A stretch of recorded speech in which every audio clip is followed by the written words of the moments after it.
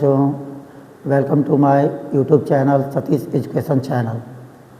आज मैं बच्चों आपको त्रिकोणमिति के कुछ क्वेश्चन के हल कर बताऊंगा।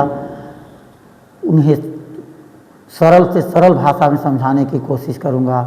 आशा करूंगा कि आपको सभी को समझ में आएगा। देखिए बच्चों, पहला क्वेश्चन हमारा है, यदि 15 cot A बराबर 8 हो तो साइन A का मान क्या होगा, यह बताना है।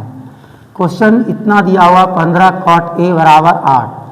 अगर cot A बराबर निकालेंगे, सॉल्व cot A बराबर तो 8/15 होगा। 15 गुना में भाग में आ गया। अब हम ये देखते हैं कि cot A बराबर क्या फार्मूला होता है।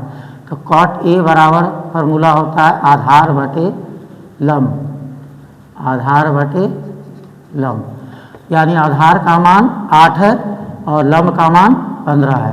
अब इसमें हमें कर्ण निकालना है। पाइथागोरस प्रमेय के अनुसार हम लोग कर्ण निकालेंगे। तो कर्ण निकालने का फार्मूला होता है लंब का स्क्वायर प्लस आधार का स्क्वायर। लंब का वैल्यू कितना है, तो लंब का वैल्यू 15 है, लंब का मान 15 लिख दिए स्क्वायर। आधार का कितना है 8, तो 8 का स्क्वायर।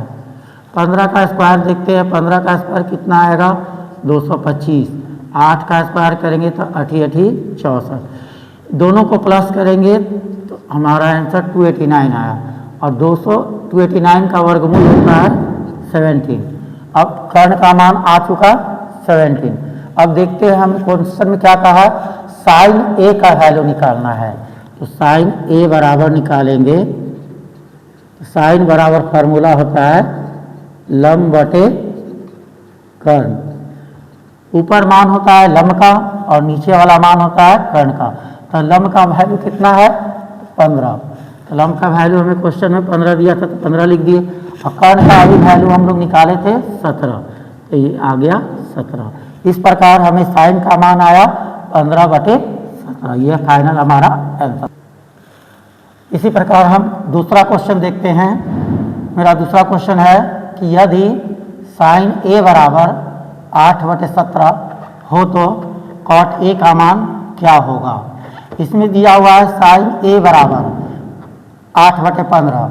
देखते हैं साइन A बराबर फार्मूला क्या होता है, 8/17 है, सॉरी। साइन A बराबर होता है लंब बटे कर्ण, यानी ऊपर वाला मान लंब का मान हो गया 8 और कर्ण का मान कितना हो गया 17। तो हमें निकालना है तीसरा क्या, आधार। आधार निकालने का फार्मूला होता है अंडर रूट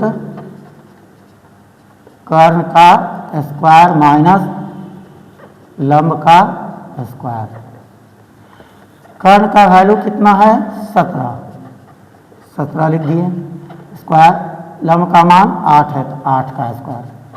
17 का स्क्वायर करेंगे तो देखते हैं 289 आएगा और 8 का स्क्वायर 64। इसको माइनस करेंगे तो 252 आएगा। इसका वर्गमूल 15 होता है, यानी आधार का वैल्यू आ गया 15। अब हमें निकालना है क्या, cot A का मान।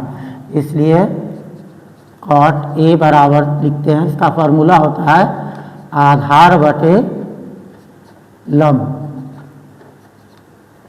आधार का वैल्यू कितना है, तो आधार का वैल्यू निकाले तभी 15 आया। तो ऊपर आधार का मान 15 लिख दिए। अब नीचे लंब है, तो लंब का मान कितना है, तो लंब का मान देखिए 8 दिया हुआ है, तो लंब का मान 8। इस प्रकार हमारा फाइनल आंसर cot A बराबर 15/8 आया। आशा करते हैं ये वीडियो आपको उपयोगी होगी। धन्यवाद।